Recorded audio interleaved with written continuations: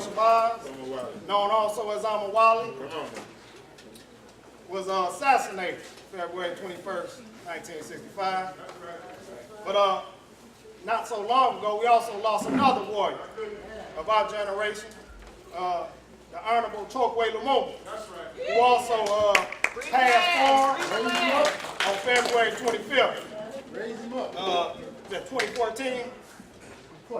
Yeah, 2014. So we're going to recognize these warriors tonight as part of our Black History program. Well, And so we welcome you all into the venue. But we're going to bring up, to get it started, we're going to bring up Queen Mother Olsen Dara, Nefertiti Eel, to give libations and bring the ancestors into this space. And so we're going to get it started that way.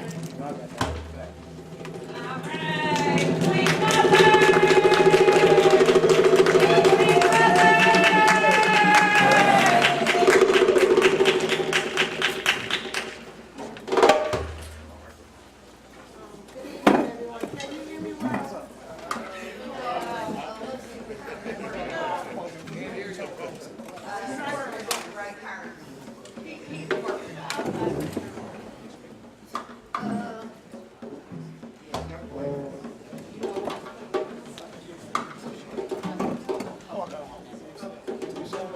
Queen Mother has a very mild and gentle voice, unlike mine. So I'm going to talk to you all until we get the mic on. And first of all, I want to tell you how happy we are to have all of you all here to celebrate these two great warriors. And it is so many people. I'm just going to shout out a couple names. I see the royal family over here. Ayo, Ife, Mzee. I see our Mother of Education over here, Helen Moore. All right. I see a few of Chokwe's comrades, colleagues, and close friends, Attorney Gerald Evelyn and Attorney Mark Fancher. Come on now.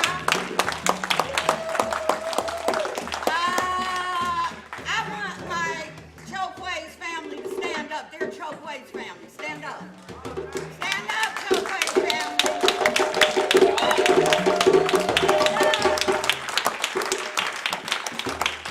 Stand up and be proud.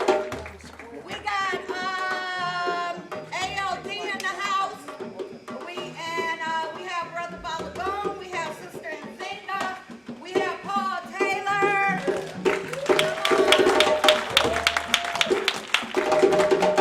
Is the mic ready? Okay. And then there are so many people, but each of you are very important. I'll call names as we go along. Some of the people are on the show, so I don't want to introduce them yet. I would like for you all at some time to visit the vendors. The vendors, everybody give the vendors some love.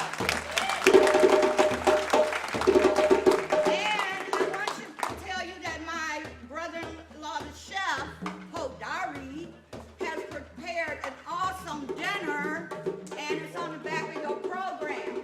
If you didn't get one, ask someone, can you see theirs, and I'll try to get one to you. Our brother Paul Taylor, is supplying the drinks, and we have the food, and of course there is a donation for both. We got to pay the bills for this beautiful facility today, and we also have some other costs we have to take care of, so please help us out. And the other thing is, we have some awesome people coming up here, some poets, musicians, and we have someone who's come a long way, who's a part of us, who will be here to speak to us, and I can't wait to hear from them. But you're not going to hear from them right now, okay?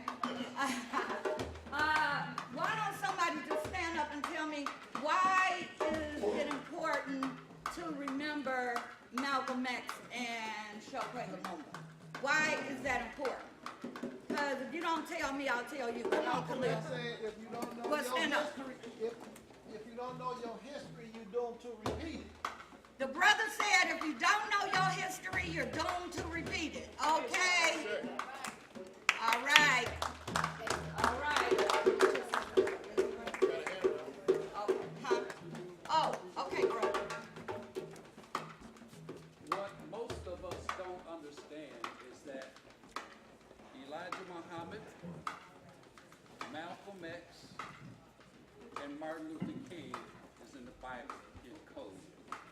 Okay, all right. All right, I'll give you a verse. It says, in the last days I will raise, the Son of Man will come and he will raise up Elijah the prophet before the great and dreadful day of the Lord. And he would turn the hearts of the children to the fathers and the hearts of the fathers to the children. At least I come and smite the earth with the curse. That was the time that we start calling each other brother and sister. Today, it's my dog and what's up, man. We've lost that. Okay?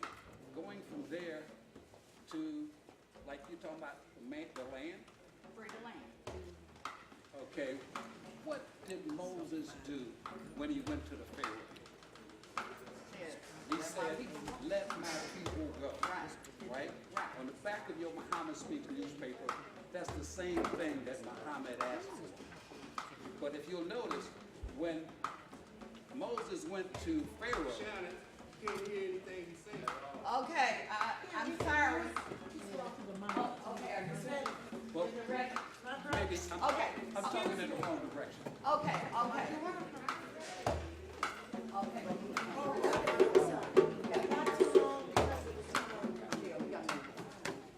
I'm sorry. Should have speak in the other direction. Is it on? Okay, what happened when Moses went to the Pharaoh and he told the Pharaoh to let my people go? The Pharaoh let the people go, right? But if you notice, all the time that you read in the Bible about Moses, he did not speak with a speech impediment until after he had been given the assignment to lead the children of Israel out of Egypt. So he got his brother to speak for him. Who was his brother? Elijah Muhammad, Messenger Muhammad, founded mosque number 1 and mosque number 2. Who founded mosque number 3? Today we call that man Malcolm X. All right. That was in the Bible, Okay. What's your name? James. And the other thing was the king in Egypt. Okay, we're The king in gonna Egypt invite James to come back. the king in Egypt Because had we a gotta go speech that on was with our called program. I Have a Dream. Isn't that what it says in the Bible? Okay, thank you, James. Everybody give James some love. Give the brother some love. Okay, this beautiful sister is a spiritual leader and guide of our community. And she also was very close to Chokwe Lumumba. So close that when he was running for city council in Jackson, she came out in a blizzard here when Chokwe came to do a fundraiser, and she got in a really bad car accident on her way. That's how much she loved her brother. But without further ado, Queen Mother Ocean Dower.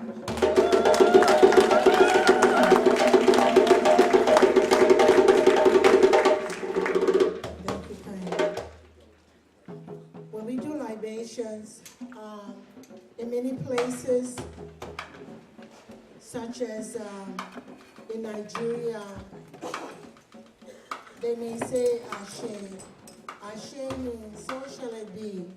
It means if you do good, then good will come back to you. Whatever you put out in the universe, it will come back to you, right back to you. In Ghana, sometimes they may say inside. Inside means to come and drink with me. To the four corners of the universe,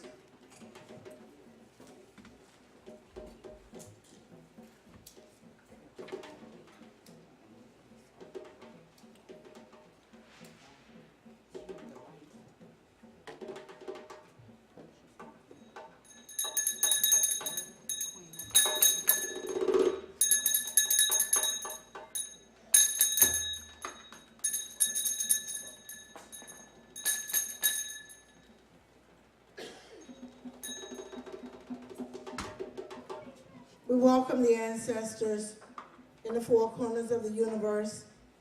I have cola. We say that he who brings cola brings long life.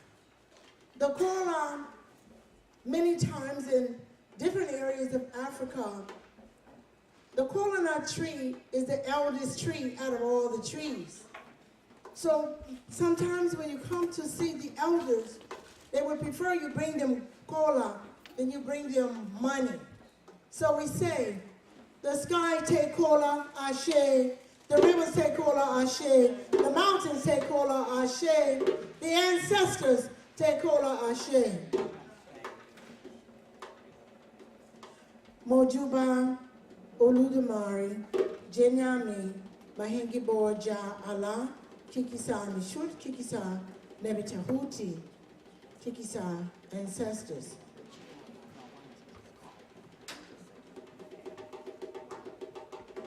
To all those great and most holy ones who have come before us, we call upon the spirit of Empress Tanakatula of the land in which we now stand. Empress Tanakatula, we say Ashe. We call upon Empress Tierra Augustus Elbe, Ashe. Queen Khalifa of California, we say Ashe. We call upon Queen Nefertiti, Ashe.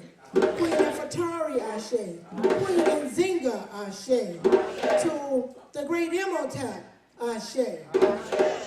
To the Honorable Marcus Messiah Garvey, Father of African Liberation, we say Ashe. We call upon the spirit of all those great ones. We call upon the spirit of those in which we honor and we give homage, and the reason why we have come forward today.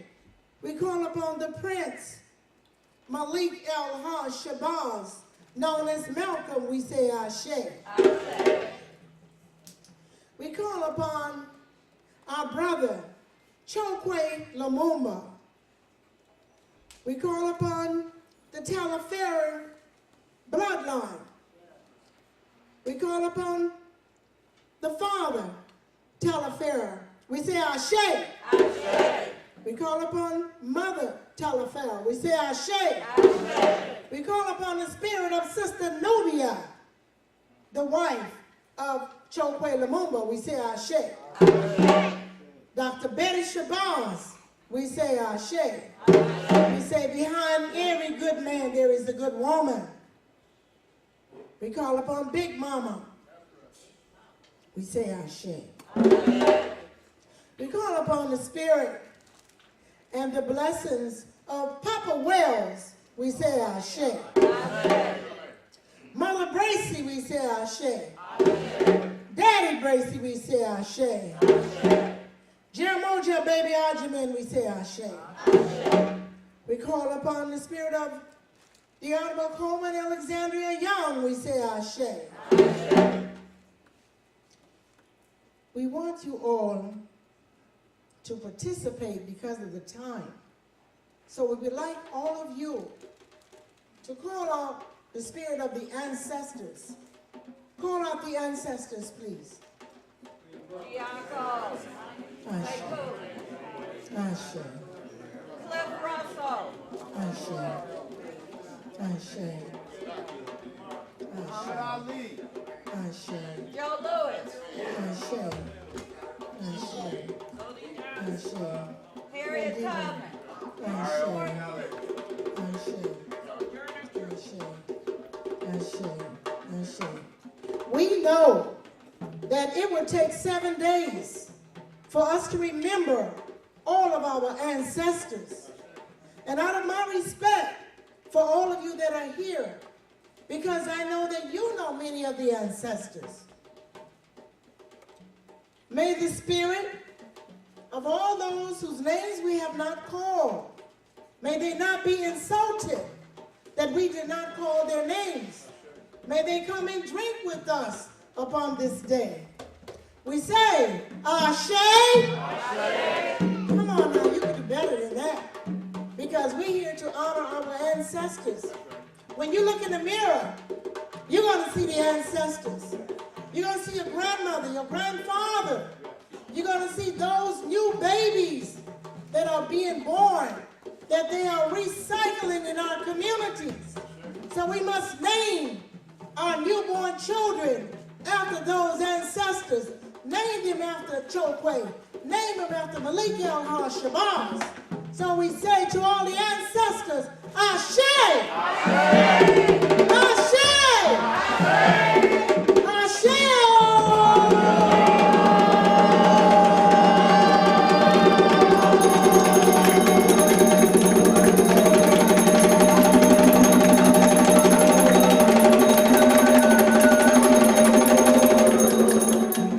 Thank you so much. Thank you.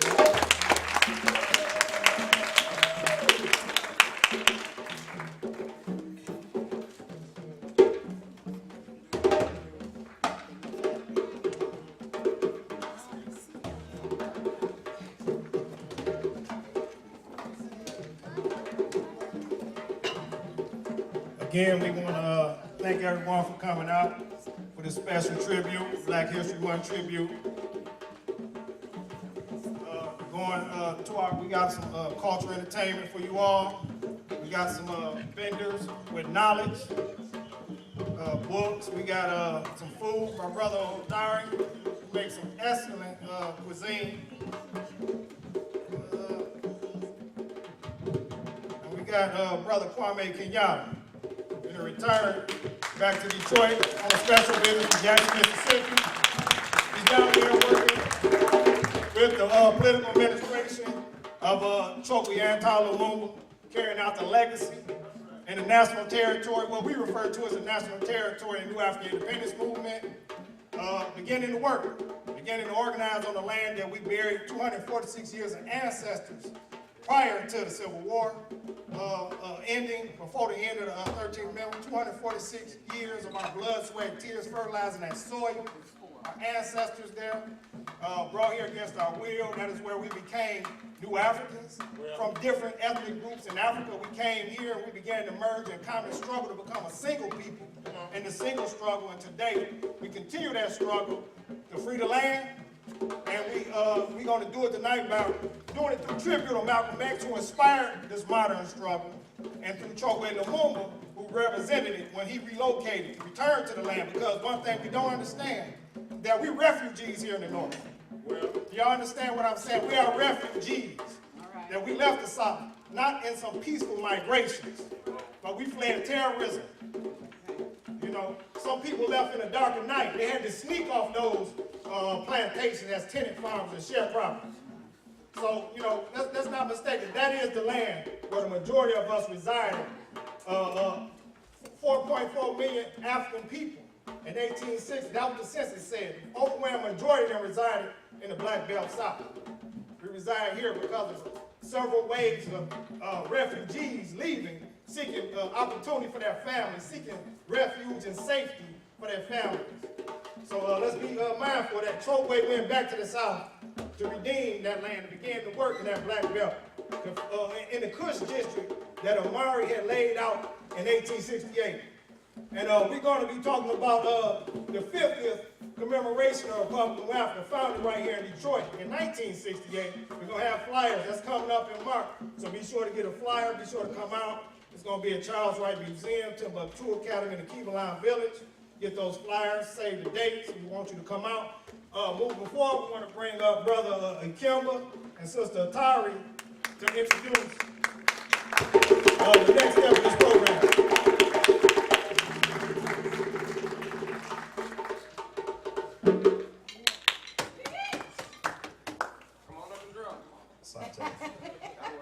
Free the land. Free the land. I'm gonna wait till Mama Atari comes up. And let her speak first. So many beautiful faces in here. All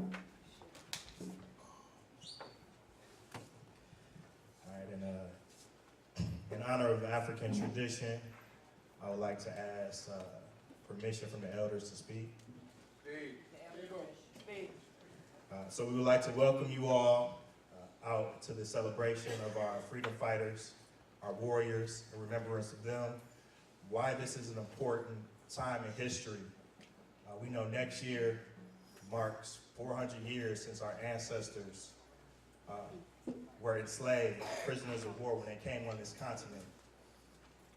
I know recently in popular culture there's been a movie that's been very popular, Black Panther. A lot of people, they don't realize that this is instead of a political representation, it's a spiritual representation. You know, a lot of people sometimes are mad or upset that this movie was made by mainstream Hollywood, but we have to see we are a spiritual people. We're in a spiritual battle, and we have to see through that. One thing that they referenced throughout the movie that I realized was mention of the ancestors. That's right. So Amawale and Baba Chokwe are important ancestors that we have to let their legacy live on and continue in this fight. And we are at a juncture with 400 years, and the number 400 is a significant number because it represents a turn in creation. It's a natural number. So if the consciousness of the people, this movie is being seen by millions of our people, and it's talking about ancestral reverence. You know, bringing the ancestors into a place. So now we call, and this is not just a physical celebration. This is a spiritual, because we're carrying on the spirit of El Hajj, El Malik Shabazz, and Chokwe. So their spirit is going to live on into each generation, and that struggle for liberation is going to continue until we are all free. Ashe? Ashe. All right.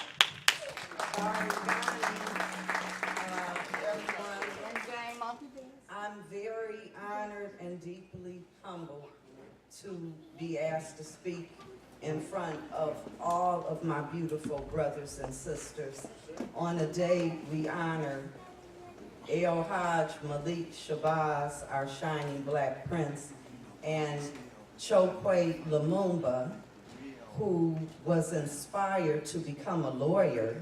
Malcolm always wanted to be a lawyer, and I think Malcolm inspired Chokwe more than anyone else to be a lawyer. Okay. And all right. The children, I just want to say, you are the future, and my hope is in you. All right. And we're going to have a good time tonight.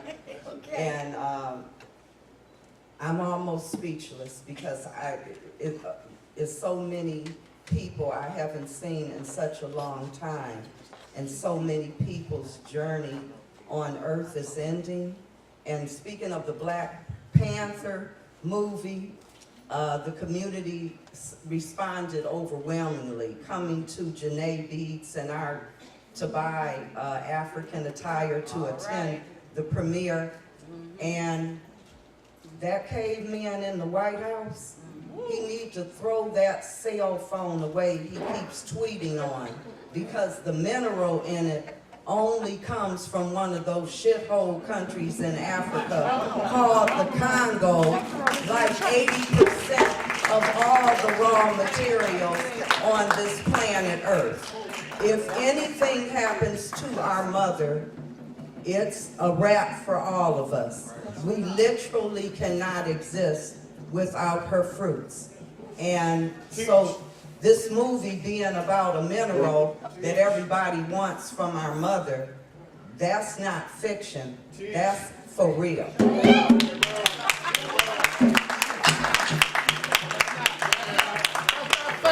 Welcome on behalf of the Malcolm X grassroots movement. We thank you all for coming.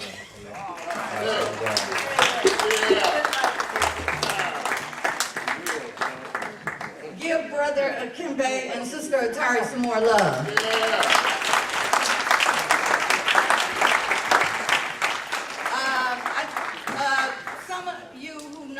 Gahidi Milton Henry. Akimbe is his godson, I just wanted to say.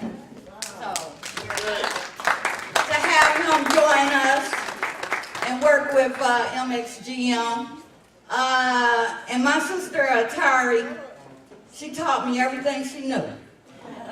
But she used bad words. Okay. All right, some of you may have noticed the screen here. There's pictures of a lot of you on there. This was a tribute that we put together to honor the warriors in our community. And that's you. Many of you are on here. So please, when you see yourself, please know how much we love you and appreciate you. I think I saw Mary Waters here. Is Mary Waters here? No? Okay, I thought I did. And I seen Hanson Clark. Hanson, hey Hanson, thanks for coming. Okay, one person that is on that screen is a brother who grew up in the Republic of New Africa with us. He's a little younger than me. I think my baby brother. Baby brother, raise your hand. Stand up, baby brother. He grew up with him and the brother next to him. And that's our beloved King Sundi Ata Keita.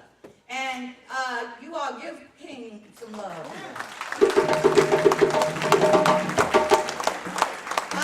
Sundi Ata started a revolution right here in the city of Detroit with the cultural drum and dance.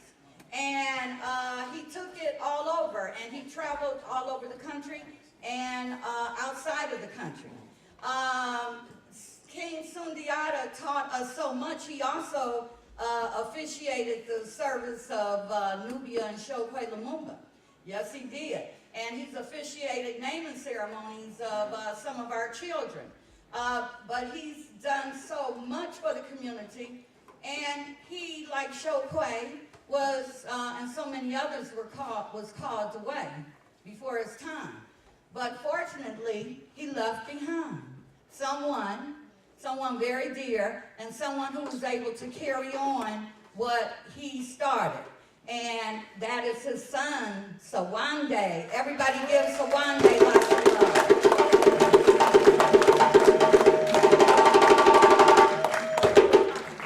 Sawande is a master drummer in his own right.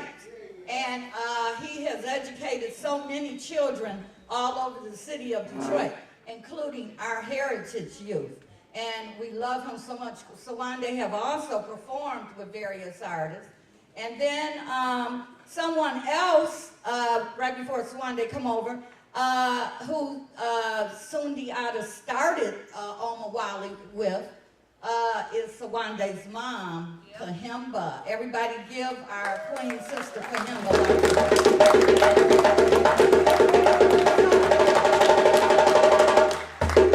I give you the Omawali Cultural Society. All right. Free the land. Free the land. I see a lot of black people here. Free the land. Free the land. I see a lot of beautiful black people here. Free the land. Free the land. So our Black is Beautiful. We're celebrating Black History Month. I'm honored to be in the midst of you on today, and I'm honored to MC briefly as we transition from one dance to another, just to highlight our people's culture. It's symbolic, it's philosophical, movement, and its meaning through drum and so forth.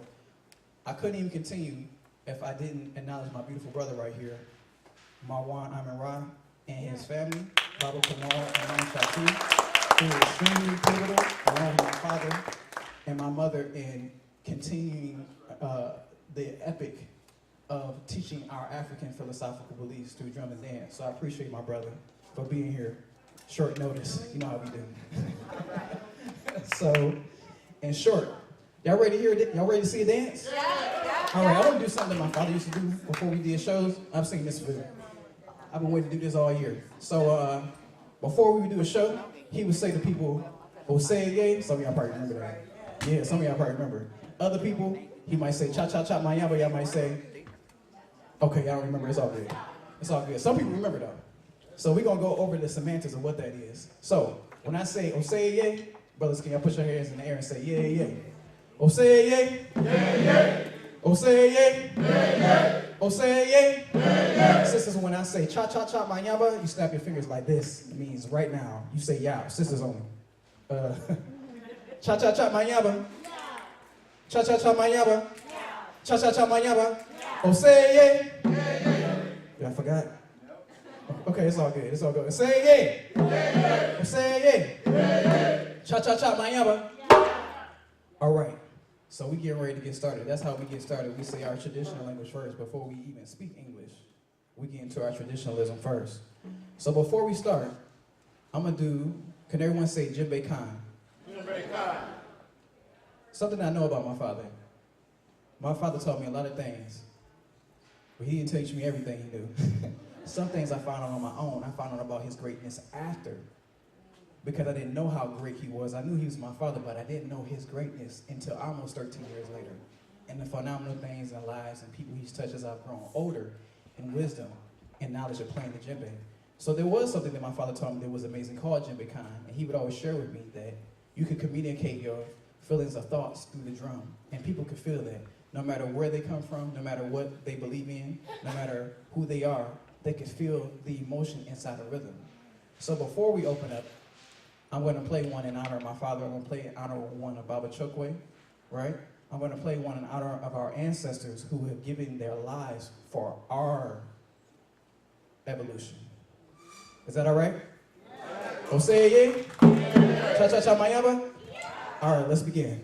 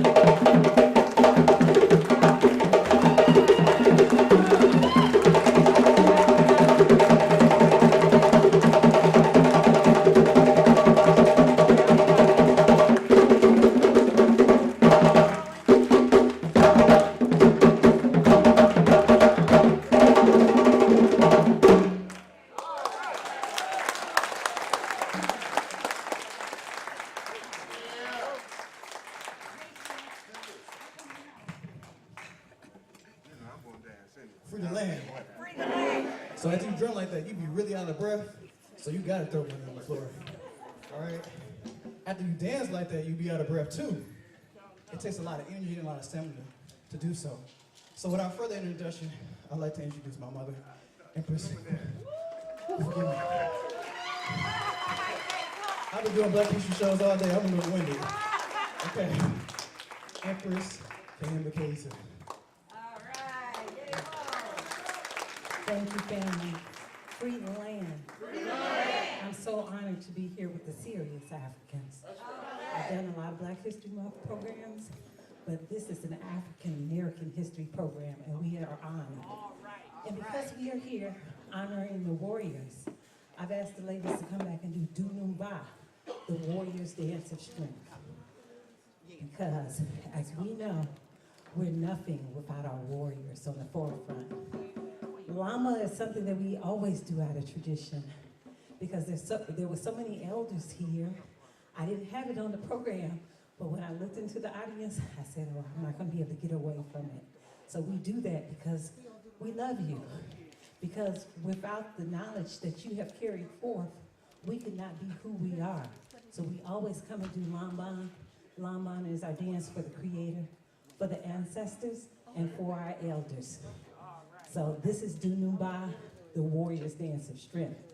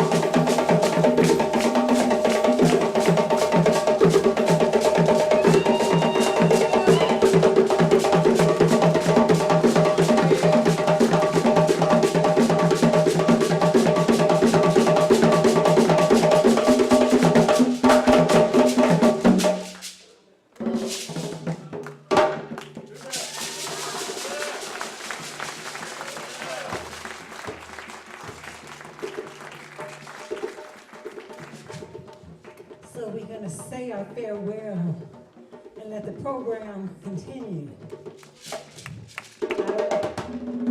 They let me hang out with them. I'm from a completely different generation. These are our babies, as you know. King Sawande Keita.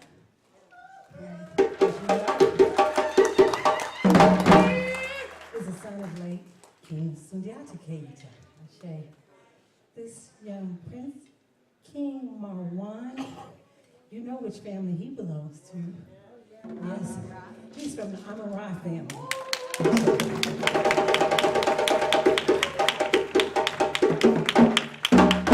What's so fabulous about seeing these two young brothers play together is that their fathers started playing together, and they have continued the legacy. I love that. And those baby girls in the back, Miss Keisha, yes. This is one of the hardest working women of Detroit. Yes. Miss Faith Life. Another one of those hard-working school teachers. So I got police officers, I got school teachers. Here's my baby girl. This is my baby girl, Miss Taya.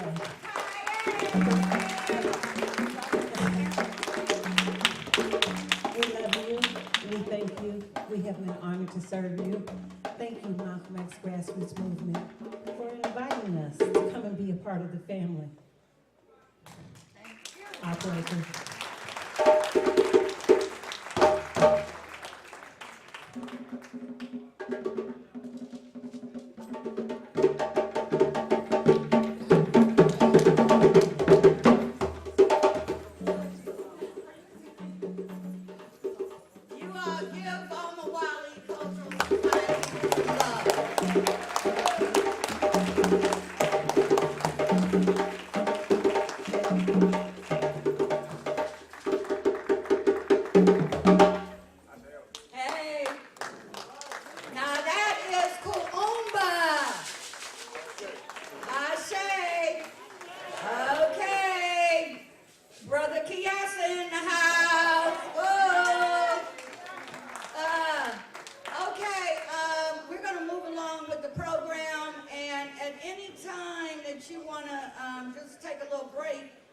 Make sure you walk around and see the vendors and also get you a dinner. I will be coming to your table to take orders.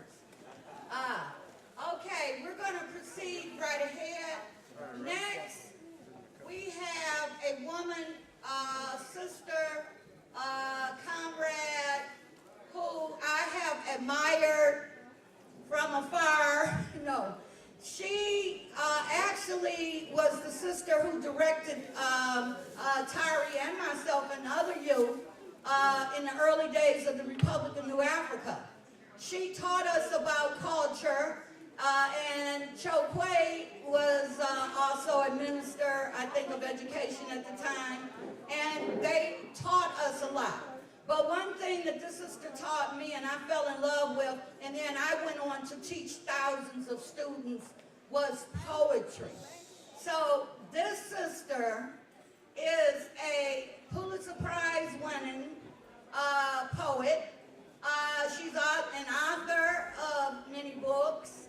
She is a doctor who taught at Wayne State University and University of Michigan. I hope I'm not going to make an error here because I'm going by memory. She's done so much. One of the most fascinating things that she's done, and it's been so many, is she was a freedom fighter, a freedom writer in Mississippi. This sister rode with Snicks, okay? And what she has done today, she has brought that freedom back. And she started Detroit Independent Freedom Schools. Everybody give a hand for Detroit Independent Freedom Schools. So I want to bring on right now, Inez Steely, Dr. Gloria House. Give her lots of love.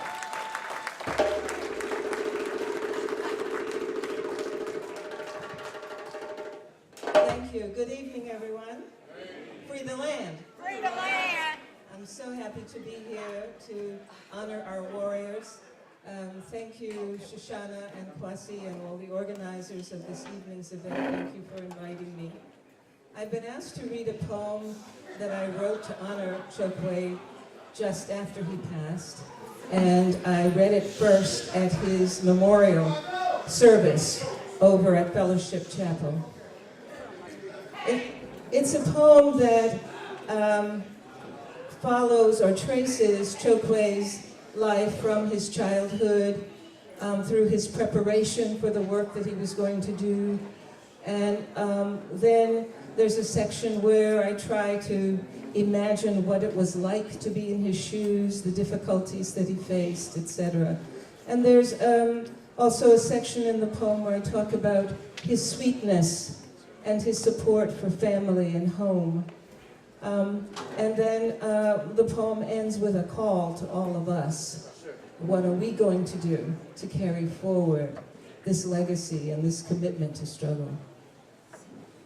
So I was hoping that Marwan and Sawande would stay and just give me a little drum underneath and get a chance to ask them before they walk away. So Sawande, just a little continuity, Marwan, is what I'm looking for. Okay. All right. So this poem is entitled "Homage to Chokwe Lumumba."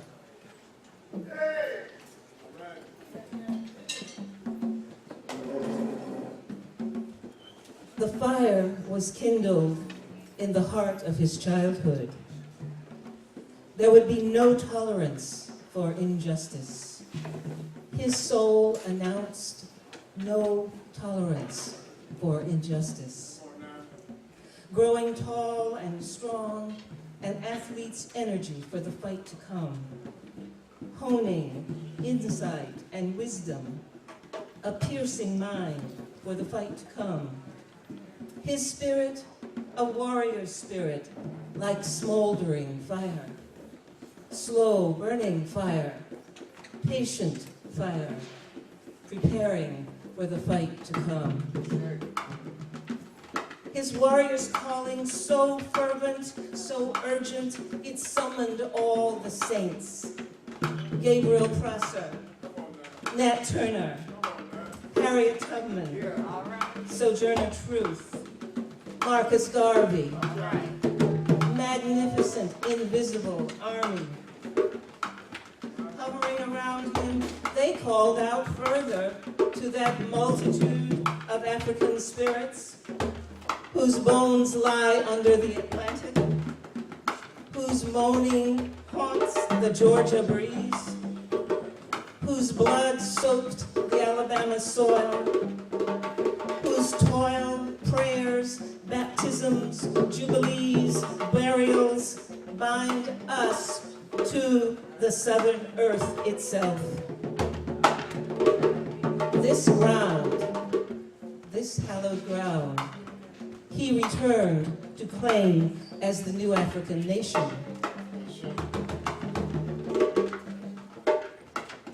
Settling in the drowning heat of that plantation called Mississippi, he took up the work that young trailblazers had begun, teaching, guiding, making the way clear, gathering others for the tedious journey to free the land, giving his time, mind, strength, wealth, faithful to the new African creed.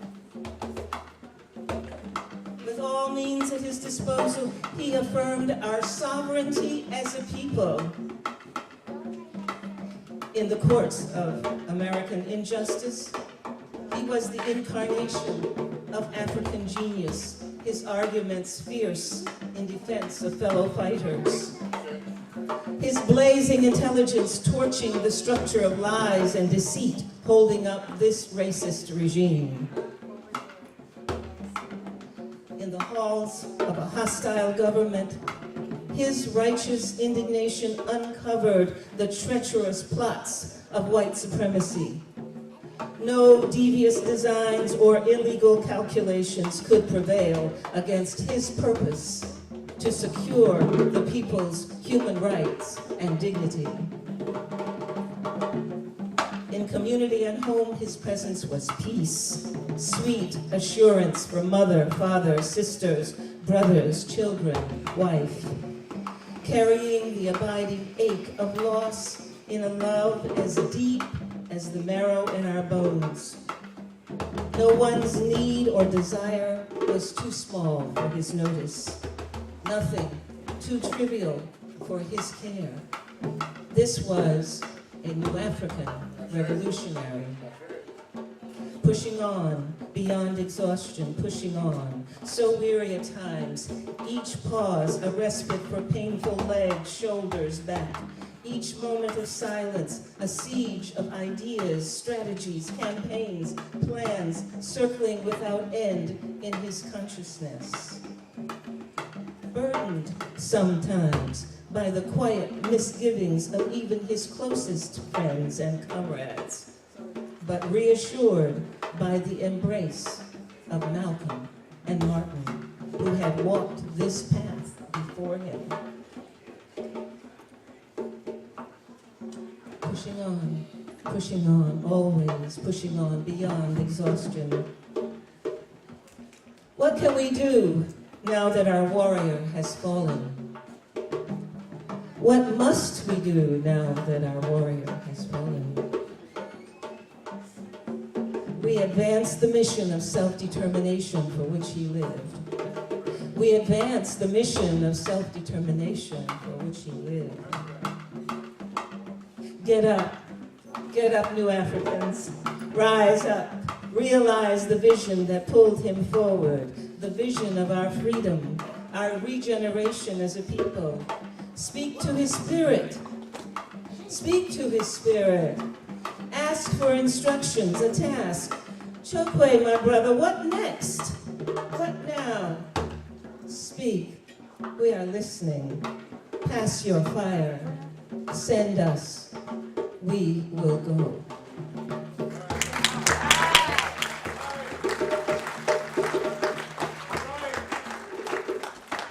Thank you, Marwan and Sawadi. Thank you for coming. Appreciate it.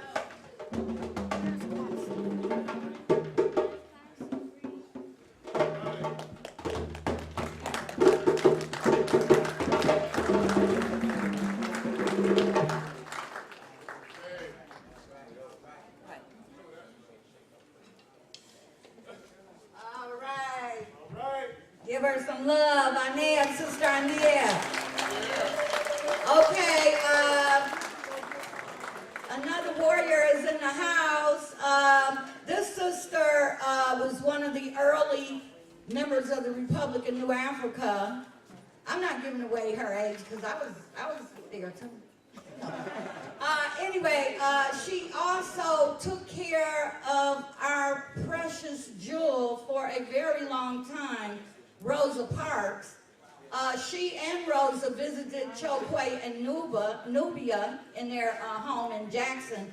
And that sister is Elaine Steele. Elaine, where are you? Yay! Give her some love. Okay, Kwasi, that's okay. Atari. Okay, I'll do it because you're over there. We were next anyway. Okay, my sister poet, warrior activist Aurora Harris, who is also published poet. I want to be like Anea and Aurora. One day I will be. We're going to share a poem written by a beautiful poet named Nubia Kai. Nubia! And this poem is a tribute to Malcolm.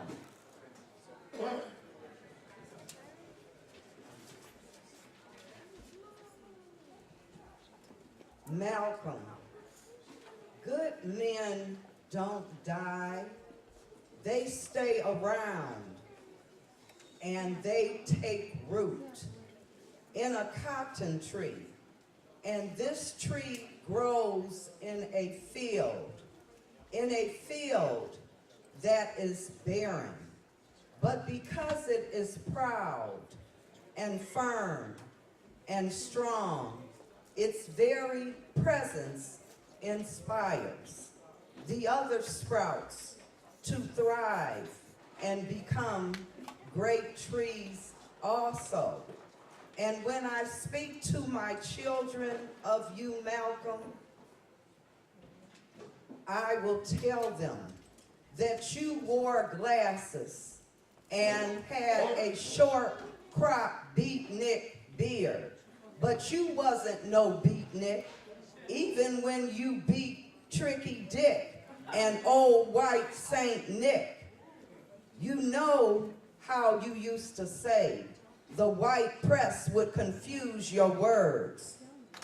Bet the history books have a picture of you as a leader of a cultist bohemian movement in Harlem.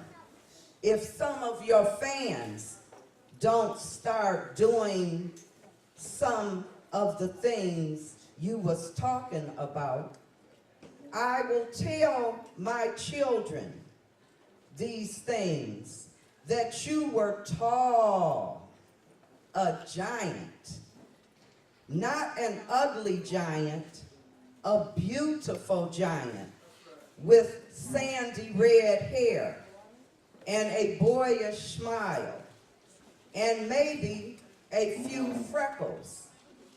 Even if you didn't have no freckles, you know how freckles gotta go with sandy red hair. I will tell them this, and the legends will grow. I will tell them how you destroyed John Henry when you told him he was an Uncle Tom nigger for working himself to death for white folks who didn't give a hoot about him. And I will tell them, when you spoke, your voice traveled all over the world.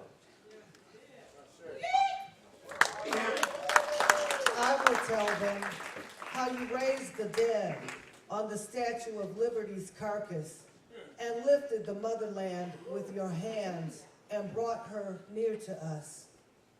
Think they'll believe me, Malcolm, when I tell them, Malcolm, that you made it rain for us, that you were the rain that brought life to us when we were dead. Dead. Dead as your father's burning flesh under a railroad track. Dead as the men who murdered him. Dead as your mother's mind went when she saw it. Shall I tell them how your words quickened with the force of lightning, entered the holes in our heads and became seeds? See how we have grown in this barren wilderness of prairie and cactus and crushed Indian head skulls. See how we have grown out of the bloody sea, the stinking ships, the cotton fields. See how we have grown out of the dusty earth on the wings of the bass, perched high in our branches. I will tell them you were Prince Shabazz, son of Elijah, Luman, Prophet Muhammad, descendant of the line of Abraham, that you arose out of a mountainless forest, that you cleared a pathway for us and taught us not to fear the beast that roamed in its midst. That's right. You said, yes, animals are flesh and blood and can die just as we die.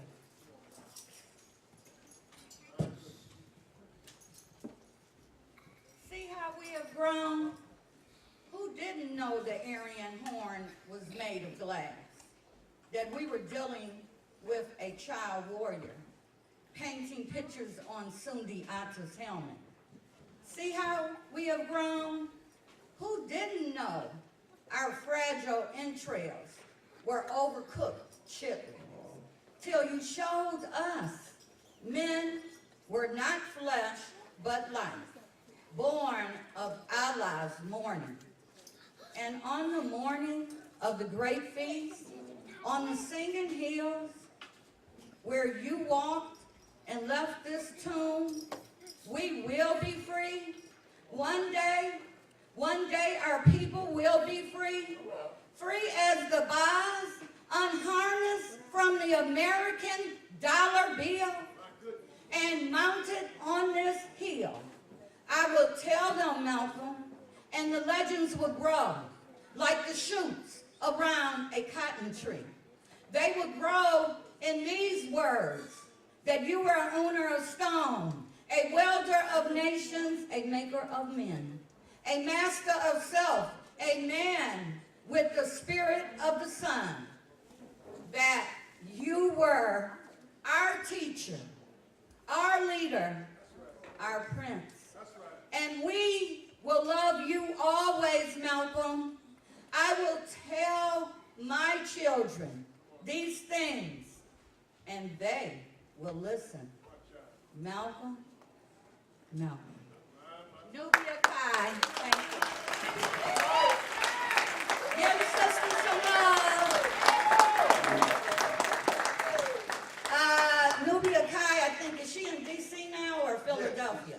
D.C. Beautiful sister, our comrade. There's someone else I want to recognize, but I think Kwame Kenyatta will do that when he come up here. The only thing that I want to say that when he recognizes this person, just know that this woman is responsible for a street that is named Chokwe Lumumba Avenue on Wayne State's campus. Well, she's standing up, so that is, okay, well, I'm going to let Kwame introduce her. And before Kwame comes up, the head of MXGM, co-head, and Anna Shine Bomani, my brother. Bomani, free the land. Free the land. Free the land. By any means necessary. All right, Black Power. All right, I'm going to try not to be too long-winded, but I learned my lessons when I was part of the Malcolm X Center over there on Dexter. Me and this brother have a 26-year history. I have a 26-year history with this committed brother since the day we ran the Malcolm X Center on Dexter. Everybody remember that, don't they? I went there because I knew these people were committed to African liberation. Chuckling and him were serious Africans. And anybody been on Facebook, we do have a page. He has a page called Serious Africa. And that's taken from our sister who was passed on, Sister Aisha Kaya. We are serious Africans. That's right. He has been a Wayne County Commissioner, school board member, and formerly on the city council. One of the strong people who stood up for us down there and who wouldn't sell out. That's right. All right. You know, who did not bend his knee, you know, did not. Okay, I'm going to be nice today. I'm going to try to be a kind and gentler Bomani. We needed that. We still need that kind of commitment down there because certainly they are trying to sell off everything they could in Detroit. Some other people have taken over, and somebody asked me to be part of a program to talk about gentrification. I told them the only thing they could do is get out. That's the only thing I'm interested in is them getting out. I don't want to discuss nothing. When y'all leave. That's all I want to know is when y'all leave. All right. So without further ado, I'd like to introduce this brother who he's down in Mississippi now doing some good work for the son of one of the people we are honoring today. His son is the Honorable Mayor, Attorney Warrior Chokwe Lumumba, down in Jackson, Mississippi. Anybody want to do some work, they can always go down there and help them out down there. They trying to free the land. All right. So without further ado, you can start moving up here, my brother. He's here. Oh, all right, all right. Without further ado, the Honorable former Councilman Kwame Kenyatta. Thank you very much. Thank you. Thank you. Free the land! Free the land! Free the land! By any sir. I think that covers Brother Malcolm and Brother Shockway. I guess I'm gonna have to cut my speech short. It's almost 8 o'clock. We're not gonna keep you long, we're just gonna make you strong. Y'all know I'm happy to be home. I'm a poet, so everything may rhyme a little bit, as y'all know. It's so much history, she's telling me to cut it already. She is telling me to cut it already. No, I'm just kidding. I knew we have marathon programs, so I knew to study long but cut it short. So and much of the information is already here. You've lived it, and so you go back and try to refresh yourself so you don't miss anything. And as I'm getting older and older, and Mother Helen Moore said you catching up with me now. And so I do have to write stuff down nowadays. Whereas before I used to be able to catch it just like that. And I remember when my mother would call me in and tell me to thread a needle. And I would say, why does this lady want me to thread this needle? And unless the needle is this big now, I can't thread it. But I'm happy to be home. This is home. I was born in Bessemer, Alabama, but I was reborn in the city of Detroit. And struggled in the streets in the city of Detroit from the east side to the west side for over 50 years. I'll be 62 next month. And so I came here at 12 years old. 12 years old, so 50 years here in the city of Detroit. And before I go any further, permission for my elders to speak. I already told my age, so thank you very much. Again, as I was sitting here and looking at the people behind me, and I said, this is the first time you're going to come and speak and not get emotional. Well, that's not true. That's not true. I can't go into everybody. There's so many people in this room.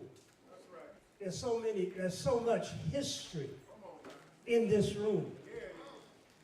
I remember I used to tell my family, and let me recognize first the first family of Brother Shockway Lumumba. One thing I knew about him and his family, if he was in it, they were in it. The family was in it. No matter what they may have thought about it, they were in it. They support him. So I want to recognize the Lumumba family. They can stand up once again.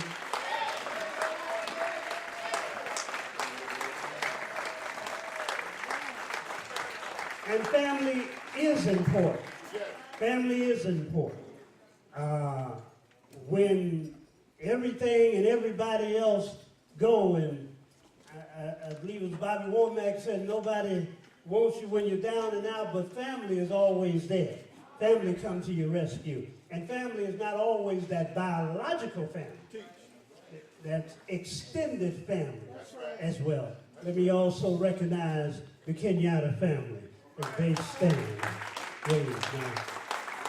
My granddaughter, son, Sister Molisa, Ayana. Yes. I used to tell everybody, and everybody know, I like soul music, I also like the blues, but I always told them when I make my transition, I said, I want y'all to play one song. Everybody knew what that song was. What's the song? Zoom. Zoom. Well, you don't have to play that no more, because in Zoom they say, I want to go somewhere where nobody knows my name. Well, I done been there, and I ain't gone yet, so I like being somewhere where somebody knows my name. Lord have mercy. I did get a little pleasure out of walking the streets of Jackson, and nobody knew who Kwame Kenyatta was. I could hide in plain sight. Nobody was saying, can you get this pass, or can you get that pass, or we gonna march on your house, or you'll sell out. I didn't get any of that. But there's something to being around people that you've been around. Whether they disagree with you from time to time, because if we struggle And if we are sincere, and if our hearts are in it, we're not going to always agree. But we may agree to disagree. And we're going to talk about that because I want to talk about some lessons learned. I want to talk about legacy. But it's just good to see y'all.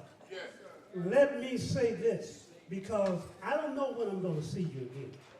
You don't know when you're going to see me again or when you're going to see each other. There are some folks who went to bed last night that didn't get up this morning. We don't know what hour or what day we will leave here.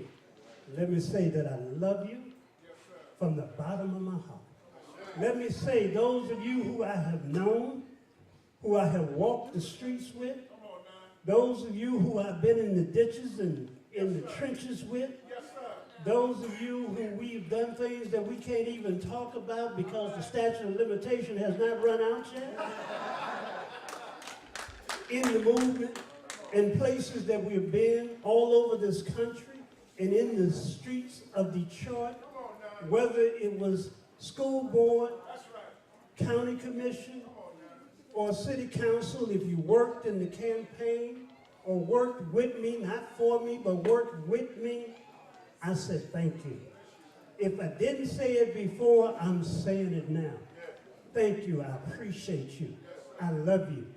And if I offended you, and I'm sure I did offend some of you, I apologize. But if I was standing on principle, then charge it to my head and not to my heart. Let me get to this. Try to make it within 30 minutes. My son got the cutthroat sign to give to me, and I'm sure a few other people do too, to cut this off. And it's very difficult, it's very hard. I got to say this though, the ancestors' names have been called, and there are so many up here behind me, and some that are not ancestors, but there are a couple of folks who I labored with, who I worked with, and I know I won't mention them all, but I got to mention Brother Kwajo. Brother Kwajo. Y'all know Kwajo Nuingweezy, as he called himself. We traveled all over this country together. And some of y'all traveled with Kwajo. Y'all know he liked to drive because he wouldn't stop when you wanted to stop. He wanted to control the driving. Y'all know Kwajo. And we've had arguments on the road. I said, Kwajo. I said, man, I disagree. And he said, Kwame, I'm through with it, Kwame. And he was through with it. He just gone on about himself. One day we got lost coming from somewhere. I told him to go left. He went right. And what is it? The thing? The GPS lady was saying, turn left. And he just kept going. And it would say, turn right. And then it would say, recalculating. And then finally, she just shut up and didn't say nothing else. I said, the GPS lady won't even say nothing else. So, Brother Kwajo, I remember, I know that he's somewhere under that mango tree.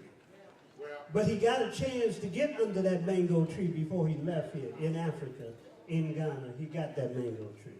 Also, and Kwajo was the gentle giant. But also there was the quiet warrior, who we went all over this country and stood up in security for the Republic of New Africa and various organizations, Brother Kamal, the quiet warrior, the balancing scale, the Libra.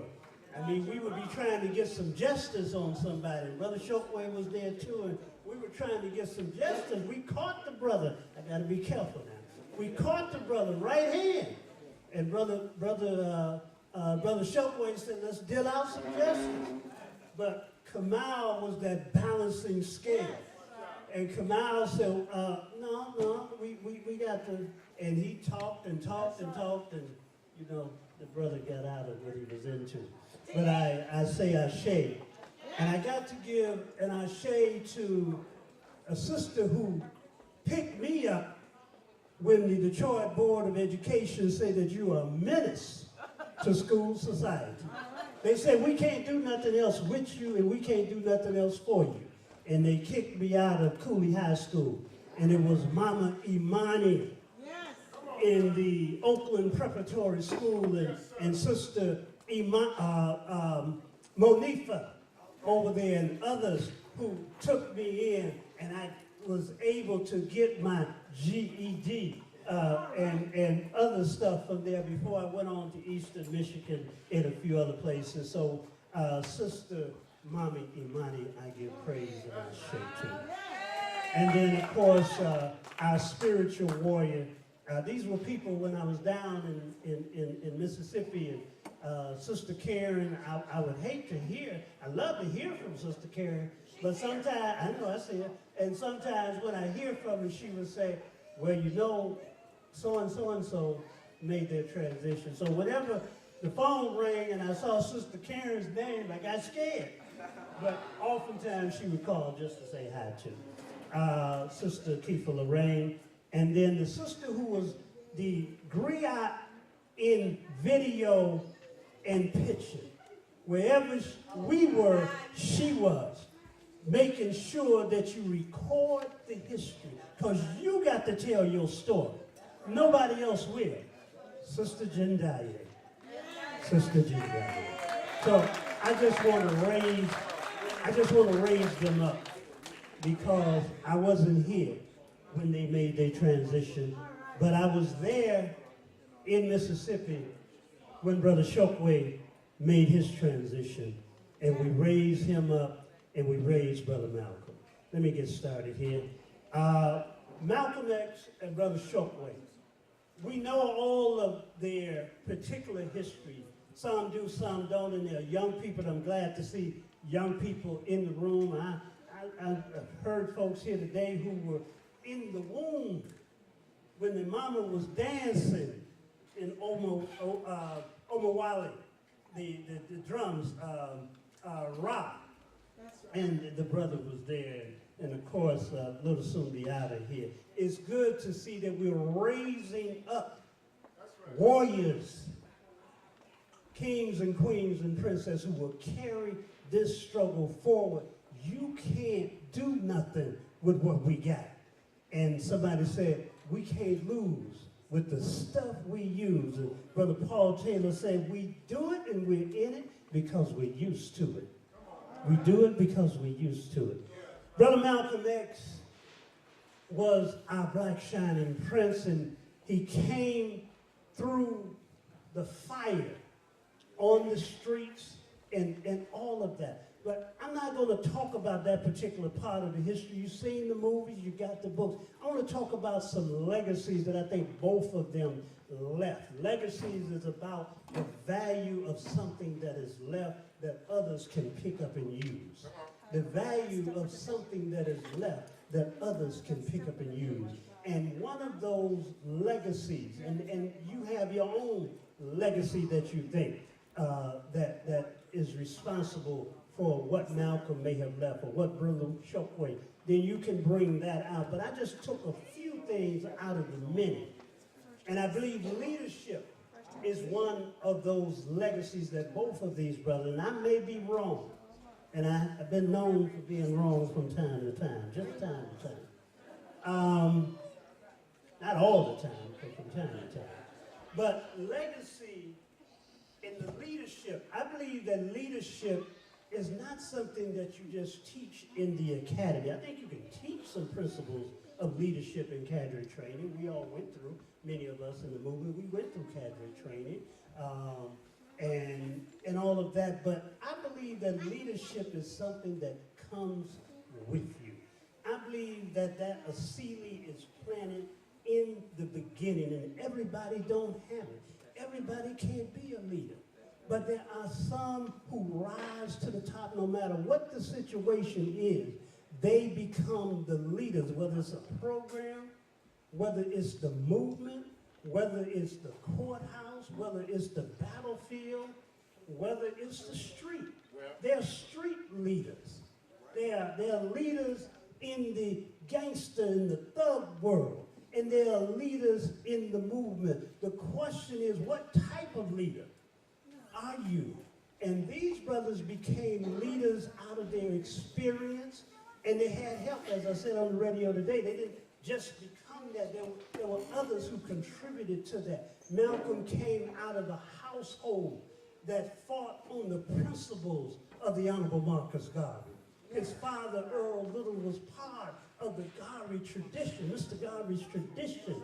And so he grew up with that, even though he may have strayed from that, it was still a part of who he was, so that when the Nation of Islam and others reached down and began to shake that loose out of their connection, because, and I know there are many who will disagree, but it was the forerunner, the Marcus Garvey movement, that also shaped Noble Drew Ali and Elijah Muhammad in the Nation of Islam. And so when they reached back to get Malcolm, it was reawakening that. And then that leadership that he exhibited as Detroit Red and Satan then rose to El Hajj Malik El Shabazz Omawali, one who has returned home. And he saw that leadership and the commitment and the dedication, because those two are part of that legacy. Leadership without dedication and commitment and consciousness. See, you got leaders in the Young Boys Incorporated. They had a leader. That leader was able to teach them how to work the streets, how to know when the cops was coming, and how to know that under a certain age, you're not going to get many years, so we're going to put you out here and do. That was negative leadership without the consciousness of who we are and what we needed to be. And so they took that leadership for wrong, and they took that leadership in the wrong direction. So you can have leadership skills, leadership ability, but without the consciousness, without understanding the awareness and the light, without being able to turn that eye on, and without understanding what the seed is in us and be able to pull that up, then that leadership can then turn against you. As Brother Shockway would often say, that if you don't love the people, you will betray the people. So leadership is based on love.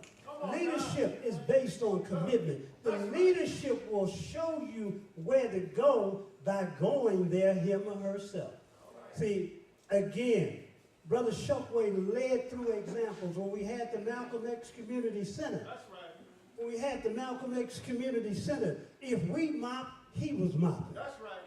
I'm telling you what I know, because I saw it with my own eyes. When we took the children camping, he went camping with us.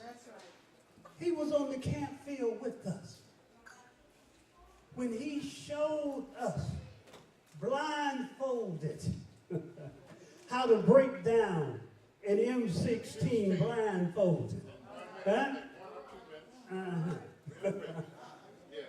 He was right there with us and teaching, because the leadership don't just tell you where to go and show you where to go, they go where you're going.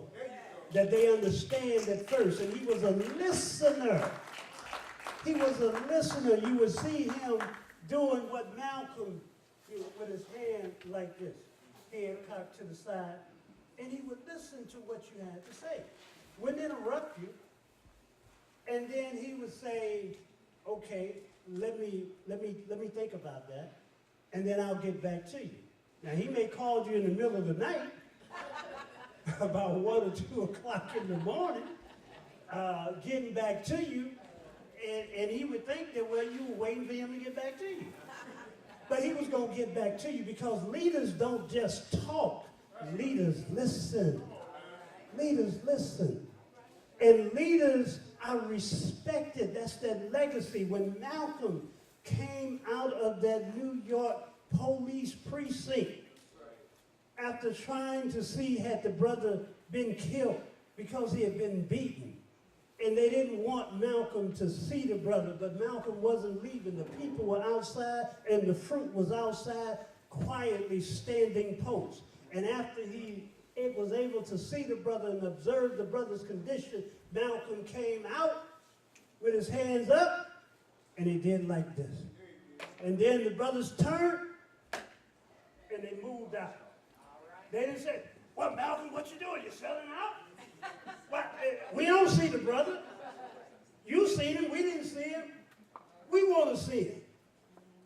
He did like this and like that. If they had a complaint, they waited till they got back to the mosque and dealt with the complaint. But they didn't show the disagreement in the eyes of the enemy. They moved out on principle because they respected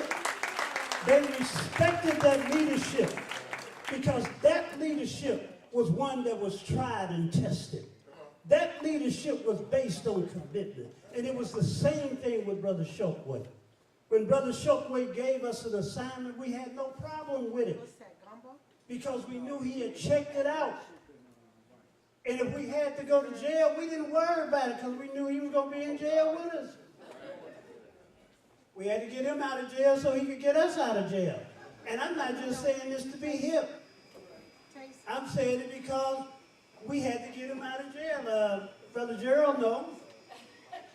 Jeff and him had to come and bail him out, and then he would come and get us out. Because he didn't let us go by ourselves. He went in with us. And then some other folks tell a story, I believe it was in California or New York, where they all had been locked up. Members of the Black Panther Party and others, they had been locked up. And so when they got out and they were standing before the judge, about 4 or 5 of them standing before the judge. And the judge said, well, how do you plead? They said, well, Judge Dorado, we haven't had time to confer with our attorney. And the judge said, well, who's your attorney? All of them in unison looked down this way and up to Brother Shockway. They hadn't conferred with him because he was locked up in a different cell, so that they had to give him an opportunity. What I'm saying is, leadership is shown by its commitment, by its dedication, by its love, by its respect. And so they showed us, Brother Malcolm as well as Brother Shockway, showed us and left us those legacies. And Malcolm broke it down even further. And he helped us to see based on history. He helped us to see that back on the plantation there was 2 types of Negroes. That's right. He was trying to show you the 2 types of leadership. He said there was that house Negro and there was that field Negro. He said, but back in the day they called them what they were. A house nigger and a field nigger.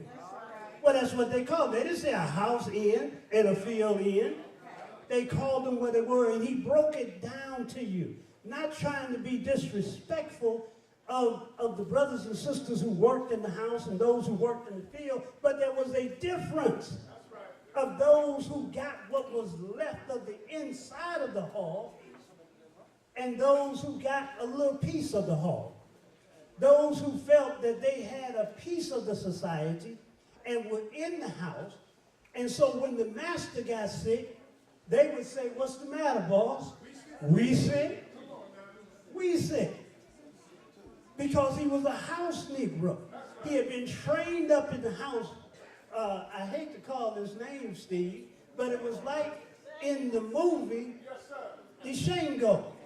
Steve said, Candyland has always been here and will always be here. Because Steve was a house Negro, not that Steve over there. He's a field brother.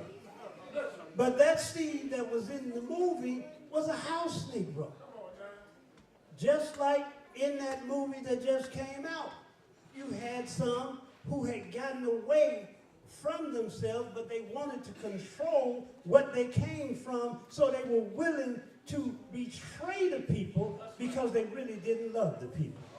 But you had a group of folks who did love the people, just like in the movie. I'm not hating on the movie, but I believe in bringing fantasy to reality. Because we know who the real Black Panthers were. The real Black Panthers who stood up, whether they were in an organization or in a movement, whether it was called Student Nonviolent Coordinating Committee, whether it was called the Deacons for Self-Defense, whatever it was, those were our real heroes and sheroes. But take that, don't just turn your back on it and say, as white folks making fantasy and movies, let's take this thing that's raising the eyelids of our people a little bit. Open them wide. It's your job. As Brother Shokeway said, you're a revolutionary, aren't you? He said that to us once when we were discussing something down there in Jackson. And we were complaining about, well, this is difficult, this is that. And he said, but you're a revolutionary, aren't you? Well, Malcolm said we use that word too loosely, and I found out that Malcolm was right. We use that word too loosely because revolution is hostile. Revolution knows no compromise. Revolution is bloody. And we thought we were revolutionary. Me too.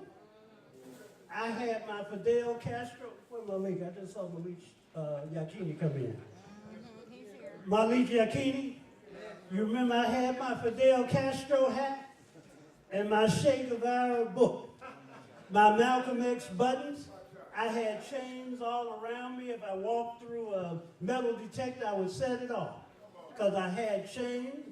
I had Malcolm X on one side and Che Guevara and Fidel Castro on the other because I wanted to be revolutionary. In fact, the incident when I came into Brother Shokeway, in meeting Brother Shokeway, I had already read Malcolm. So I was geeked up on Malcolm. And I become a part of the Shrine of the Black Madonna, but that just wasn't it. I'm not hating. I was a student at the time, and I was in the student movement. And they put a Bible in my hand and said, give me a creation story. I said, a creation story?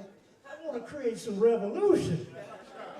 I had met Jeremy. I came down, a brother named Isaiah.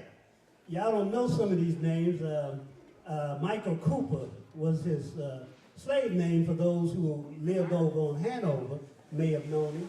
And he changed his name to Isaiah Gabral. And the Gabral was he was the same age as I was. The Gabral was Amilcar Gabral. Amilcar Gabral, the leader of the Guinea-Bissau Revolution, the one who wrote the book who said, tell no lies and claim no easy victories. Again, part of that leadership, what does that mean? Tell no lies and claim no easy victories. Don't lie to the people. Don't lie to the people and don't claim no easy victories because victories are not easy. And when we get them, we should claim them. But don't lie. Don't go forward and say that you're this when you're that. Tell no lies and claim no easy victory. And so we were coming through that. And I remember one night there was an uprising. I believe it was 1975 at Bob Bolton's bar. There had been a shooting right outside of Bob Bolton's bar on Livernois. And I was riding my bike because I didn't have a car. And I had my Fidel Castro hat on. This is a true story. And I had my Che Guevara book in my backpack. And I was riding towards the revolution. And I heard gunshots. And I heard people in an uproar. And I called my homie. And my homie was Brother Malik Yakini.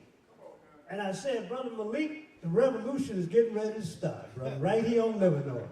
I said, man, but I think I'm getting ready to go to jail because I got a book of Che Guevara and the book was on guerrilla warfare. And I thought that the brothers and sisters were getting ready to throw down, and they were throwing down. There was a rebellion over that shooting. Coleman Young was the mayor. In fact, Coleman and John Conyers came over there and ran away from over there at that particular point in time. How many people remember that on Livernois at the Bob Bolton's bar? Yeah. And so there was a meeting of the community, and at that meeting, I had already been associated with the Pan-African Congress. Again, remember we had gone through the Shrine of the Black Madonna. That wasn't revolutionary enough. I was still in the Pan-African Congress. I'm a Pan-Africanist, but that too wasn't revolutionary enough. And then I met this brother who came over there, and they had these dashikis on with this kind of animal print in it, tall brother, and his name was Shokwe Lumumba. And they were representing the Republic of New Africa. I said, now this is what I'm talking about right here. Because the Panthers was kind of faded out at that time. They had been faded out. And so Brother Shokwe and others came to the meeting, and I liked what they were saying, and stayed in the Pan-African Congress with Kwame Yatta and others, Ed Bond and others for a while, and Brother Malik and Brother Osei and myself, we set up the Uhuru Sasa Information Center, and I was on Dexter today. I got to get to that part because I rode the city today. Y'all's mayor said it's a fiction that he's not investing in the neighborhoods like he's invested in downtown. So I went to see for myself today. I'll tell you about that in a minute, if I got time. But y'all already know, y'all live here. I just rode it and rode today to see for myself. But I joined the Republic of New Africa and got into the understanding of what it was about, because Malcolm had talked about land is the basis of all power. And then the Republic of New Africa said, and it grew up out of the Malcolm X Society with Brother Gaidi and Brother Mario Badeli, and then they formed in 1968 the Republic of New Africa, and celebrating 50 years coming up. Okay, celebrating 50 years coming up. And identified the 5 states that we needed to have some land and needed to have nation, because if you're going to be a state, there are several things you got to have in common. You got to have some land. You got to have a land mass. You got to be a people. And then you got to be able to negotiate with other nations and other states. And so that concept sounded good, but remember now, I'd also become a Pan-Africanist, and so I'm looking at Africa as being the homeland. So now how can we go down here and take somebody else's land and say, well, it ain't their land, because there ain't enough of them to hold it right now anyway. But we worked this land. We were on the land. And we worked this land, as brothers say now, coming up 1619, when William Tucker, Isabella, and William Tucker was the first one to be born in the U.S. in 1619, and now we're coming up on 2019, 400 years that our people didn't ask to be here. We didn't ask for, did nobody ask for a ticket to come over here? We were abducted, we were taken, we were stripped from the wombs of our mother. The umbilical cord was cut. And no one ever thought that we would come back through that door of so-called no return. That's why they said no return, because you wasn't supposed to return. But here we are, returning. Now as superheroes and stuff. Got actors and actresses talking about Wakanda. Now Wakanda didn't exist, but Ethiopia did. Never was colonized. Never was under the control. So that's the real Wakanda. See, take this fantasy and move it to reality. Move it to reality. Show them of the Amazon queens. Show them of the Kikuyu. Show them of Kohana and Nzinga. And show them that when we talk about sister warriors, they have always been a part of our history. That is no fantasy. That is a reality. And when I went to Libya, not on my passport, but when I went to Libya, because of Brother Chokwe in the New African People's Organization, when we saw Brother Gaddafi, his elite forces were made up of all sisters. I kid you not. And when we walked around Libya, what we saw in the Green Book is what we saw on the streets. The black man and woman shall inherit the earth. It was written all around Libya. And you wonder why the she-devils and others went in and killed Gaddafi. Because he was getting ready to change the money to the standard of gold. He was building a system to maintain water so you could irrigate all of North Africa. And he was working with our other African countries to work and build that Pan-Africanism. So they had to take him out. They had to take him out. And now who is in control of Libya? ISIS is in control of, interesting they use that term. The Islamic State, I should say, because not ISIS. Not the ISIS we know. The Islamic State is in control. And what are they doing? They selling black men and women. They're selling black men and women. You got them turned upside down, tied together. And this country hasn't said a word. And they want to get on LeBron James and others who said that they are going to speak truth to power. Shut up and dribble. No. There's an awakening. But if we don't take the opportunity, it's our responsibility because we know the history. You've been bred it on. These young brothers and sisters, they know the history. Some of us, we got to be teachers.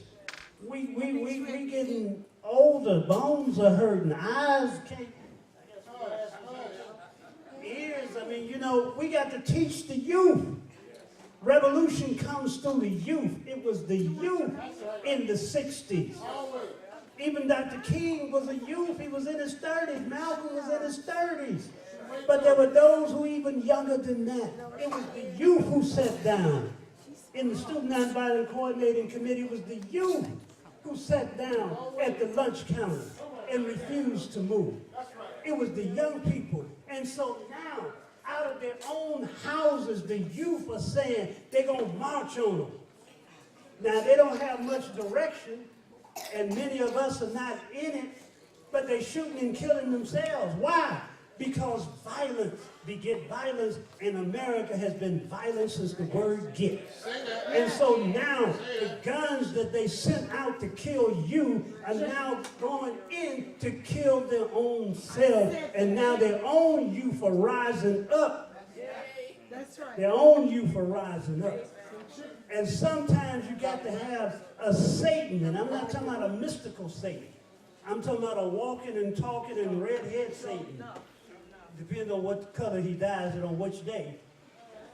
One day I saw him walking up on the on the airplane, and his hair was waving to you, going backwards there. But nevertheless, look, I know y'all wanted Hillary, y'all wanted the she-devil, but see, she was going to trick you. She was going to trick you. She was going to put you to sleep. She was going to make you just happy to be in the White House, just happy to have a place there for a minute. But she was going to, by now she would have you in a war. But God gave you a real devil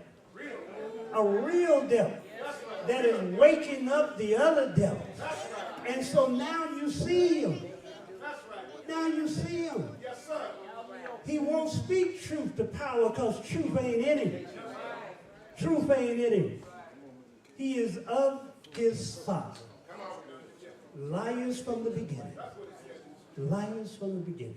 And so this legacy of leadership, I'm still talking about Malcolm and Chokwe. I know it looks like I'm straight. But what I'm saying is that these brothers taught us to speak truth to power. Taught us to be courageous, because you can't just have leadership, you got to have courage of your commitment. Because there will be times when people don't like you. There will be times when people will talk about you. Lord have mercy, I know. I'm telling you. Folks say, you sold out. I said, what are they talking about? I never bought into this. I keep telling you that electoral politics is not your salvation. I said it on the school board. I said it as a county commissioner. I said it on the city council. It is a tool. It is a tool that you use to whatever it is that you can use it to the degree that you can for as long as you can, pending, as the Panthers used to say, pending revolution. Use the tool. But when you are 93% of the population, what do you look like not using the tool if in fact you can use it? But don't buy into it. So no, I didn't sell out. So yes, I was offended when folks came marching on my house. I said, are these Negroes crazy? My son and others had to take me away from the house because I had all kind of stuff in that house. Some of it belonged to Brother Chokwe Lumumba. I still got it to this day. And when these folks was talking about marching on me, because they said, you sold out. You sold out the water department. I said, what are you talking about? Don't you own this water, supposedly, you own this water. I don't know how you own water, but you own this water department. And when the mayor came to me and said, look, we have got to do this or this, they're going to take it from us. The same mayor who you defended and then stood against me because I stood up and said certain things needed to happen. But I listened to him because I understood that he was correct on that issue. And so we brought the percentage down from 9%. They wanted to raise it to 9%. Right, Ms. Jones? They wanted to raise it to 9%. We brought it down to 7% and supported the water affordability plan, and it was approved, and then they said, well, y'all sold out. Well, I don't see you marching today. Who owns it today? Not you. And I understand there's been over 20,000 shut-offs. Who's marching? Who the sellout? I understand Gary Brown's still over the water department. When y'all been to his house last? Okay, I'm not going to get started. But I haven't been here in a while. I got a whole lot to say. I'll come back when it's hot. I'll come back. But it's speaking truth to power and having the courage of your commitments. My 30 minutes up yet? Oh, Lord, they're saying yes. I ain't even got started, y'all. I'm sorry. Y'all get ready to leave, just get up and leave. But, okay. He gonna give me some of his time. No, I know, I gotta quit. There's so much, and I thought we were gonna get started pretty early, and we could get at least 45 minutes in. COINTELPRO, counterintelligence program. This actually is not all my speech. Some of this is FBI papers. FBI papers, Red Squad papers, on Brother Chokwe and the Republic of New Africa, the Pan-African Congress. Helen Moore, you're in some of this. I've seen your name as well over there on Joy Road at the Pan-African Congress building. They were, it goes back, the Red Squad files go all the way back to 1964, where they were sitting in front of people's houses. The Black Consciousness Library is in here. The Concept East is in here.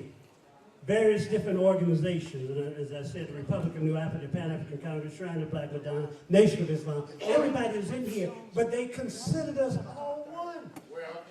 Trust me, I'm telling you, they kept good records. I got documents of organizational files. You can almost tell who was in the meeting talking. All right. Through selection of deduction, you can almost tell who was in the meeting talking. But these are the kind of things that these brothers had to stand up against. Malcolm knew. And the other thing, the last thing was on courage. A legacy of courage. Courage to be fearless. Yes, sir. Because you're going to come up against enemies within and enemies without. You're going to come up against them. And what is your courage? What do you stand on? Because if you stand on principles, then you will have the courage. Malcolm knew he was going to die. He could have had security all over the place, could have had people search, but he knew. He had seen the death. And he knew it wasn't just the Nation of Islam. It was some of that. That's part of the lessons learned when we get into inner group fighting. Malcolm told us about that, and then he became a victim of it himself, where he began to talk about the nation, and the nation talked about him. Even his own brother was saying, I hope it's not a case of him wanting it, and he can't have it, then we can't have it. So he burned up his own house. His brother said that, who was in the nation. Then there were other brothers who said his tongue should be cut out and brought to the minister. And so there were those of us, even to this day, it's very tricky to even talk about that case, because there are those of us who are nationalists who love Malcolm. And then there are those who are in the nation who love the nation and the Honorable Elijah Muhammad. So that split is still there in theory when it comes to talking about certain things, but what Malcolm said and what Brother Shockway said is true. We have to eliminate this inner group fighting amongst us. We can have constructive criticism. We have the right to have UCU. And Shockway would say that all the time. Unity, criticism, unity. We have the right to have that, but you start with unity. You have the criticism, and then you come back to unity. You don't engage what happened with the US organization and the Black Panther Party and many others, where Bunchy Carter and others got killed because the agents were feeding negative information. I'm telling you, it's in the files. It's in the COINTELPRO files, and we got to pass it down to our children. Just like we passed down the bill for reparation. I don't care if you ever pay it, my granddaughter has to have that bill that she passed down to you. You owe us 400 years, and we want it. If you don't give it, your babies will get the file, and then your babies will come back to haunt you. All right, let me try to wrap it up. Let me wrap it up. Let's sit down, Susanna. Sit down, Susanna. That's Let me just say this. Take the mic, James. I need I'm to going take to the skip mic. the Detroit part. James told me to just take the mic from him. James said take the mic. Let me say, I'm not going to deal with the Detroit part. I'm going to just talk about some things we need to do. I did tour the city, and it's shameful. It is shameful. All right. You already know, but what I saw with my own eyes today, I don't know what houses they tore down, but I saw a whole lot of standing, falling down, dilapidated houses in the community. But I didn't see them when I got to Midtown. I didn't see them in Greektown. I didn't see them in the New Center area. I didn't see them there. And in fact, I rode on roads down Tyerman and Finkel and Puritan and Livernois. They got bike paths. And the bike path got potholes in them, in the hood, in the community. I'm telling you, how you gonna have a bike path on a street that you didn't even repave? And you say it's fiction that you're not investing in the neighborhood. Shame on you for even electing a carpetbagger to be in the city of Detroit and the organizations he supports in the first place. In a city that is 85% black. A city that was the foundation of black nationalism, that raised up Coleman Young, and then you betray him and go vote for somebody who didn't want to live in your city, but want to lead your city, and then tell you they did a write-in, and folks can't even pronounce his name. They call him Dugan, not Duggan. And so you know what they wrote on the petition. All right. So it's shameful what I see in Detroit. And yeah, I rode by the stadiums, and I went out to Belle Isle, and it's shameful, council member, when they were telling us, and they were wrestling away Belle Isle for 30 years. They wanted it for 99 years. They settled on 30. And they said that it's going to change. Well, I rode on pothole roads when I got past the Grand Prix area. There's still water is sitting in the streets in Belle Isle. I didn't pay to get on there. And some of the trees that were in the lagoon and places are still there today. And it's been 5 years since they took it over. And they ain't changed it yet. Shame on them. And shame on us. What are some of the things we can do? And I'm gone. We got to support each other. We got to support each other. And I don't have to explain that. Support natural food and clean water programs and projects. We got to feed ourselves. We got to feed ourselves. And so if D-Town, that's our town. We created D-Town, and we supported D-Town. That's our town. We must grow our own. You want to be revolutionary? Grow your own food. And feed yourself. And create natural and clean water. Support independent school programs. So if we got a program that's educating our children on Saturday, on Sunday, or Monday, whenever we're doing it, we must support those programs. Because if they won't treat you right, they won't teach you right. We got to educate our own children. There's a school in Mississippi called Adiambo. They've been there 30 years, and they don't take one dime from the system. They've been there 30 years. They're not a charter school. They're an independent school. And I was there, in fact, just bought my granddaughter a dress from there. Economic development projects and clubs. That's been one of the faults of the movement. We don't create economic power. Amos Wilson, everybody who wrote us the blueprint. I'm not talking about capitalism.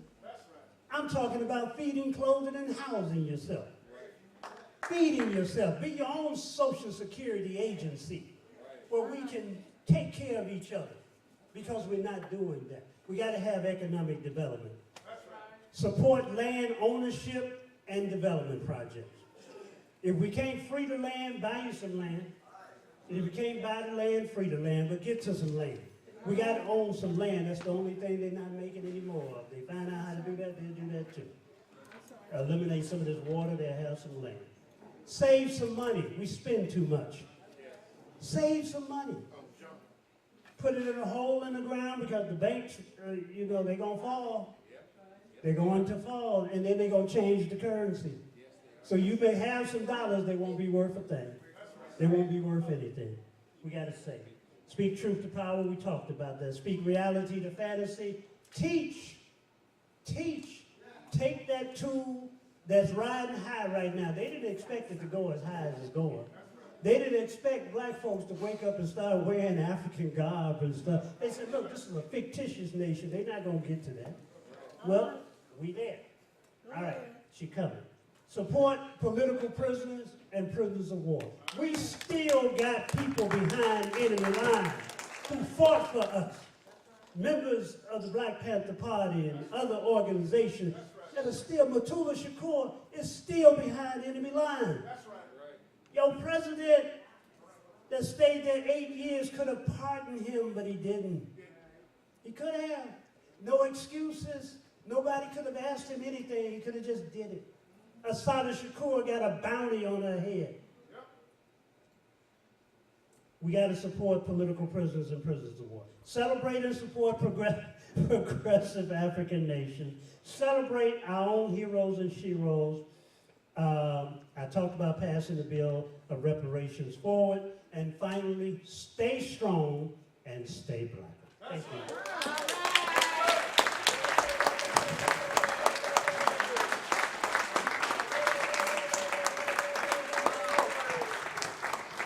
All right.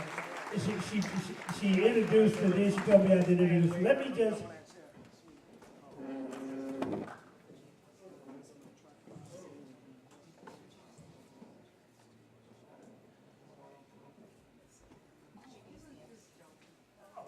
And she knows that.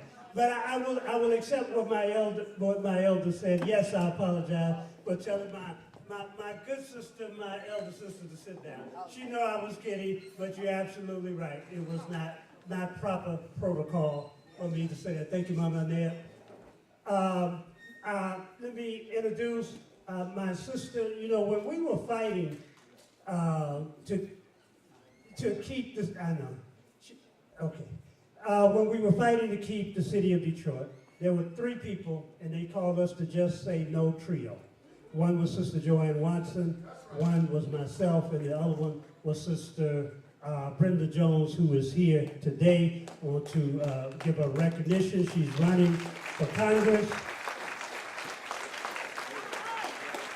She also was the one who made sure that we got Brother Chokwe's sign, even though they took some of them down. She made sure that we got that up and that we're supporting that. Let me just say, brothers and sisters, we have a chance to keep that tradition that existed. You had 2 strong African women who held that seat, and then 2 strong African men who held that seat. You have now an opportunity to keep that tradition. I've seen the numbers. I know what the numbers are, but the numbers are in the people Other folks are hoping that you divide that vote and Wilds get in. And I'm hoping that we don't do that. Thank you very much. Okay, thank you. Thank you, Tommy. We love you. Brother came all the way from Jackson to talk to us tonight. Give him some love.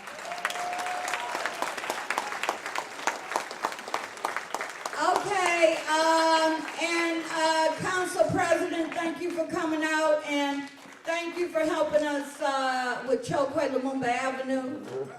I also have to say that Coleman Young II wasn't able to get here. His mother came to let us know how much she cared about what we're doing here tonight.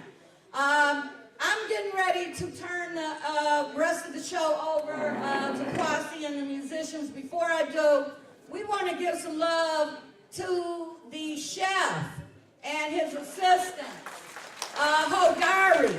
Everybody give Hodari and Sandy. Okay, it's Hodari, Sandy, and Cheryl. I'm sorry, give them some love. Okay, wait. You all getting ready to leave when the music is coming. There's someone in this audience that when you talk about Chokwe Lumumba, you can't talk about Chokwe Lumumba without mentioning this brother, because this brother held Chokwe Lumumba up when he was around the world doing all these pro bono representing political prisoners, Asada, Matulu, so many other folks.